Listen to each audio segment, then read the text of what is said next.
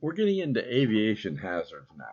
You have some understanding of what causes these hazards, but let's take a look at some.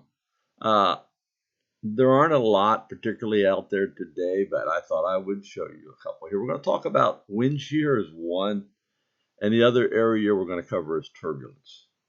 Kind of related in some ways that wind shear causes turbulence, but they can have some different impacts on your aircraft. Obviously, a change in wind velocity means a change in winds in your lifting of your plane. So let's take a look. This is Arkansas. Not a lot happening today, but this morning there was a temperature inversion at the surface. So while it isn't significant, think about the wind shear in the lowest 500 to 1,000 feet. You're starting out with an east wind at the lowest level, 10 knots. Not a big deal for you. Flying up within 1,000 feet, you're becoming southerly and eventually southwesterly. So, and the winds are gradually not real strong until you get above about 10,000 feet. So with that, there's not a lot of issues with this wind shear, but let's take an example of this wind shear being a lot worse. Say you had a cold front that's along the eastern seaboard. These happen during the winter. We're going to take this one as what I would call a backdoor cold front. The high is centered over New England. Cold air is ridged in down along the Appalachian chain. If you were in West Virginia, you're on the warm side. You're not in the cold air. Matter of fact, there's a low coming up on the west side of the mountains. With that is a very strong jet aloft.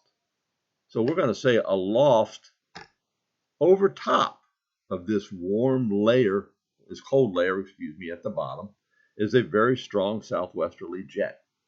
So strong, in fact, that at 3,000 feet is 70 knots of wind over Blacksburg, Roanoke, Virginia, Richmond, Virginia. You're flying a plane today out of Richmond. At the surface, you have northeast winds of 25 knots. So you are going to be taking off which direction? Towards the northeast, right? However, by the time you reach 3,000 feet, the thickness of this cold air, you're going to enter into the warm air mass above, and you're going to have a southwest 70-knot wind. You need to plan for that if you're taking off from Richmond. You need to understand that you're going to go through a tremendous wind shift and extreme change in lifting mechanism right around 3,000 feet. Matter of fact, a lot of planes won't even fly in that. So it is something to think about, that a front can cause that kind of lifting mechanism, that kind of change in wind speed. Let's take this. Other examples of that might be a wind coming across down in the, we'll take Oklahoma, for example. In the summertime, in the early spring, there's what we call a low-level jet that develops in the plains. Basically, it runs from Texas, typically up through Nebraska. It can give southerly winds at 60 to 70 mile an hour at night. There's a reason for it, but we'll just say it's there. However, at the surface, you're on the cold side of a front. So we're going to again have northerly winds, light, probably only 5 or 10 knots. But once you get up above 5,000 or 6,000 feet, you're going to have southerly winds. So again, you're going to maybe taking off towards the north, but have to understand that when you're hitting that altitude, this is all aspects of wind shear. What about around the, we haven't even talked about thunderstorms yet. So thunderstorms. Here's a thunderstorm, right? We have the wind coming up into the storm and the wind coming down out of it. Notice you see the rain shaft here. Not a lot of tilt to that shaft, but there's a little bit. One of the things you can do as a idea of what kind of winds might be coming down out of that storm. So if the shaft is tilted a long way, that means there are some really strong winds that are coming down into the ground and are tilting that rain shaft. In those cases, you're going to probably get significant downburst, significant strong winds coming out of that storm. So yes, like most thunderstorms, you want to avoid it, but those even more so. So you got to understand, we talked about it. Thunderstorms have warm air coming in out ahead of them, cold air coming down behind them. So there's an actual wind shear there, up and down. So when you're flying through the storm, you have that to deal with. And lower levels, you could have different, when the wind's hitting the ground on the backside, it can't go into the ground, so it's going to spread out both directions typically. And eventually that cold air on the bottom might outrun the warm air coming into the storm. That's when the storm is going to begin dying, as we've learned.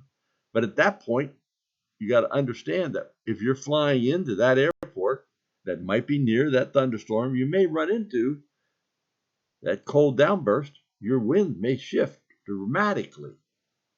So all these are parts of wind shear and how they impact you.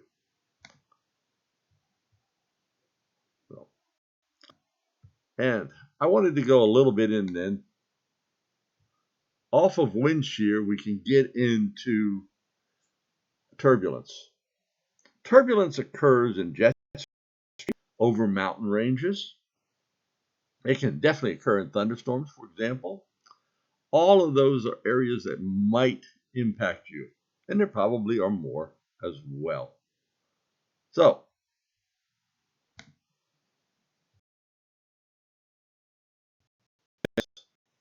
a jet stream. This is literally the winds today. You can see very strong winds coming into the west coast. There's another area of very strong winds developing across the northern Midwest, across the Great Lakes.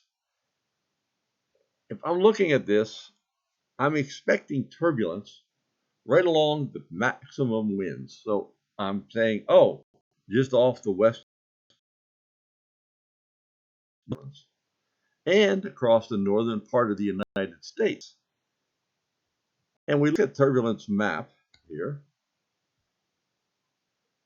And when it comes up, you're going to see that, well, golly, there is a lot of turbulence up along that thing right there. And we have a high level of turbulence with that other jet coming in out here. So remember, along turbulences are going to occur along jet streaks. The stronger the wind, the greater chance of upper level turbulence. Now, think about if you're flying into the Appalachians. When the air hits from the west, say a northwest flow, we get those all the time in the wintertime, very strong northwest into the Appalachians, snowing on the west side of the mountains. On the east side, remember, there's a wave pattern that sets up. The air tends to go up and down and up and down. If you're flying from the east, coming into the Appalachians at a low enough altitude, with below the clouds, which is typically, 10,000 feet or so, 10 to 12,000 at most. If you're hitting that altitude, you're hitting that turbulence. The turbulence is going to increase as you approach the mountains. Once you get on the other side of the mountains, turbulence is going to get less. But as you're approaching the mountains, where the wind is coming over the mountains, that's where the turbulence is going to be worth. Something to know when you're flying. Again, all of these are aspects of what we're talking about this week. Turbulence and wind shear. They occur together. They can occur in combinations. They can occur separately. You need to be aware of them while you're flying. So I hope you got a little bit out of that. They cover a lot here. There's a lot of material in this chapters. If you have any questions, please don't hesitate.